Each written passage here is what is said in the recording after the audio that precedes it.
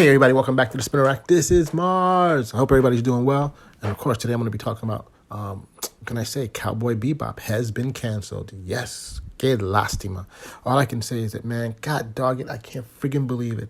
This series, I understand why people were having problems with it, but my goodness, man, it didn't even give me time enough to review it for you guys, and I plan to do that. But the first thing I just wanted to comment was that, hey, this is one of the problems we have with a lot of series that the Netflix, this is their show, of course. They spent tons of money. It didn't work out the way they expected, and they just canceled it like right away. I think this was a show that, if given enough time, would have gotten its legs and would have done much better. Now, why would Netflix cancel a show? This is like one of the and I've said this before in the past, this is like one of my friends called it the gateway animation for a lot of Americans back in the 1990s and stuff like that. Well, the cost. I mean, let's look it down. They've done that. They've done that with many other shows. You know, they gave the money. Let's see how this works out. And if it doesn't work out, they just kill it. And, how is audience reaction? Because, we see many shows that Netflix has that don't do very well. They don't seem to do well here in the States, but do very well outside the United States. And they keep it, or their other demographics, the costs aren't that much. But we have to admit the cost for this show was definitely pretty big. The production value looks very well. The only problem, I think that's one of the things that helped. One of the two things that I think helped to sink it. Number one was cost, but number two, I think, was also the aesthetic. I think a lot of people they saw it and they couldn't quite understand why you had this kind of archaic, old car space stuff happening at the same time, and it was very difficult for them to get a hold of it. In fact, I think, from what I've seen in the past, space westerns don't do that well. And this is a space, you couldn't even categorize it as a space western, detective story, crime story, all that kind of stuff, mystery, all bound into one. And a lot of people don't understand that. It's just too many things going on. People like their things clear-cut: superhero, westerns, which you don't see much of, mysteries, and that's basically it. But here, it's just a lot of things thrown in. And it was well received when it came out. You can't touch the animation. The animation is one of the best ones out there story-wise, the original Cowboy Bebop, and, absolutely love it. Especially the music was great, too.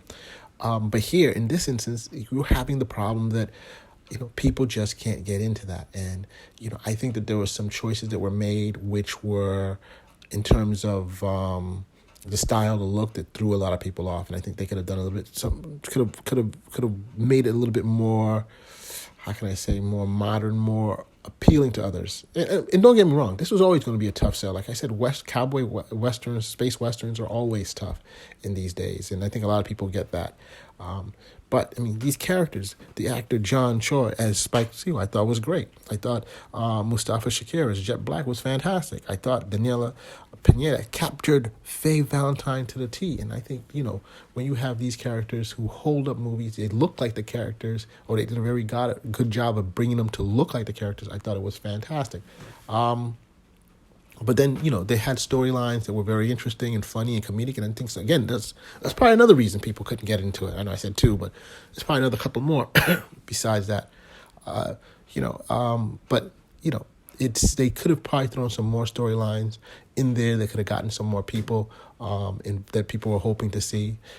And these guys, I think the producers also said they made a mistake because they were saving some of their other stuff, some good stuff, for the next season. And of course, dude, when you go to Netflix, you don't know if there's going to be a next season unless they make a firm commitment. So it sucks that the series is canceled. Yeah, the aesthetics kind of threw people off, but I thought that if given enough chance, I think it would have gone over. Look at it. Game of Thrones, when it first came out, yes, it was a hit, but it wasn't the huge international success that it was now.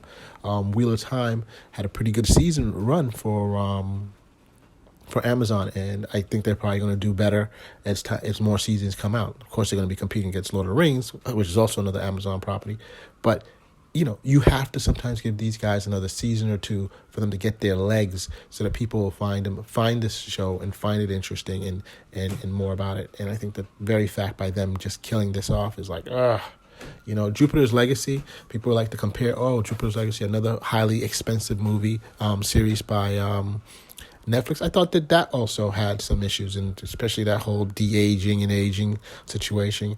And I totally understand the story, but it could have been handled. But I thought there were some characters who were very intriguing, and a story that was pretty interesting. It's just probably just the way it was taken off. And most people are interested in just their particular type of superhero story. So I mean, and this goes back to Cowboy Bebop.